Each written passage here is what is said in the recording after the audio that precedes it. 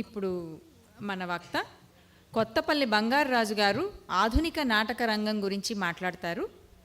ఈయన విశాఖ వాస్తవ్యులు, ఇంజనీరింగ్ పట్టభద్రులు, రచయిత, నటులు, దర్శకులు కూడా. నాటక రంగంపై విశేషించి 108 పుస్తకాలని, 125 వ్యాసాలను రచించారు. అనేక సత్కారాలను, 12 పురస్కారాలను కూడా అందుకున్నారు. శ్రీ బంగారరాజు గారు నాటక కళారత్న, ప్రపూర్ణ కళానిధి వంటి బిరుదులను పొందారు. శ్రీ కొత్తపల్లి బంగారరాజు గారు ఆధునిక నాటక రంగం మీద.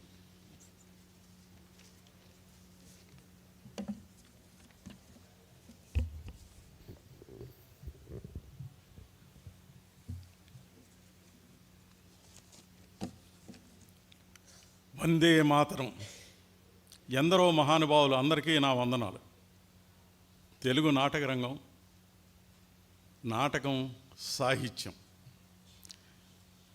తెలుగు నాటక రంగం ఆవిర్భావ దశలోనే సంస్కృత నాటక ప్రభావం ఉంది. సంస్కృతంలో దశవిధ రూపకాలని ఉన్నాయి. ప్రహసనం, వ్యాయోగం, వీధి మొదలైనవి. 1880లో కందుకూరి వీరేశలింగం గారు 2 నాటికల్ని రాశారు. బ్రహ్మ వివాహం, వ్యవహార ధర్మబోధిని.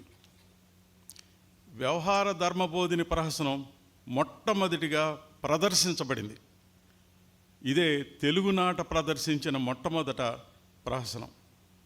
అందుచేతే 1880లోనే మన తెలుగు నాటక రంగం ఆవిర్భవించింది. దానికి జనకులు కందుకూరి వారు. ఆయన జన్మదినం ఏప్రిల్ 16న మనం ఆంధ్ర నాటక రంగ దినోత్సవం మనం చేసుకుంటున్నాం.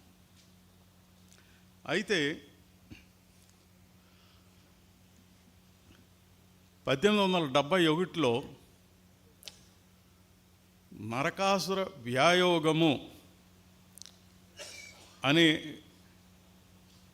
మన తెలుగులో కుక్కొండ వెంకటరత్నం పంతులు గారు అది అనువదించారు.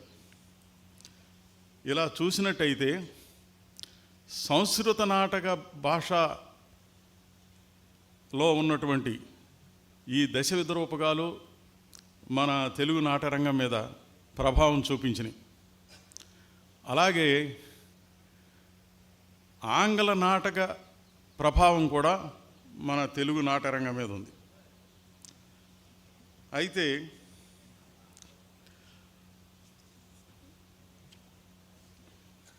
జూలియస్ సీజర్, విలియం షేక్స్పియర్ రాసిన నాటకం తెలుగులోకి 1875లో వావిలాల వాసుదేవ శాస్త్రి గారు అనువాదం చేశారు.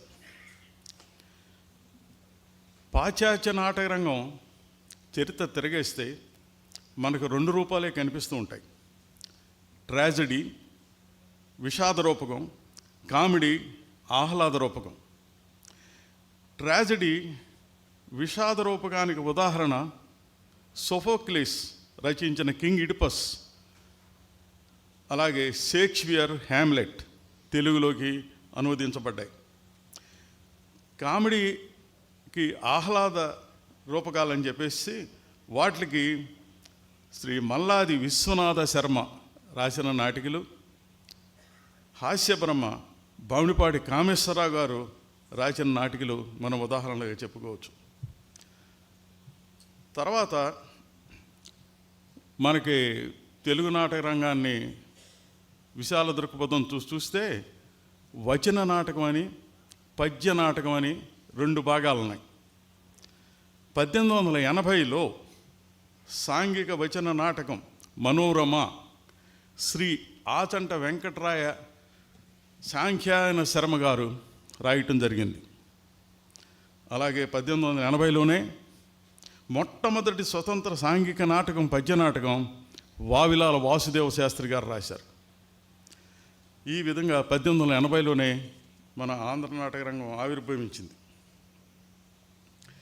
కొన్ని ప్రదర్శించబడ్డాయి, కొన్ని ప్రదర్శించబడలేదు. ప్రదర్శించబడకుండా అచ్చులోనో రాతల్లోనో ఉండిపోతే వాణ్ణి సాహిత్య నాటకాలు అన్నారు. తర్వాత నాటకం సంభాషణాత్మకం, సంభాషణలే గనక కేవలం ఉంటే దాన్ని వచన నాటకం అన్నారు. తెలుగులో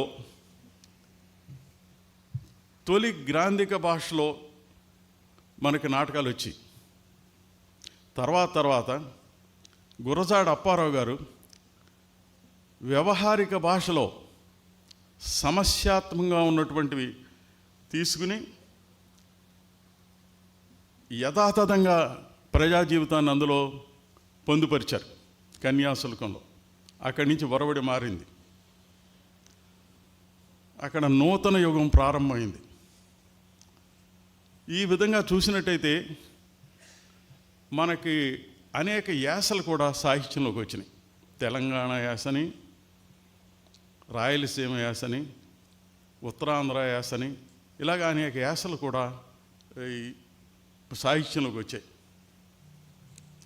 ఒకవేళ పాత్రలో మహమ్మదీయులు కానీ ఆంగ్లేయులు కానీ ఉన్నట్టయితే హిందీ, ఉర్దూ, ఇంగ్లీష్ పదాలు కూడా వచ్చి చేరినట్టుగా మనకు కనిపిస్తూ ఉంటుంది.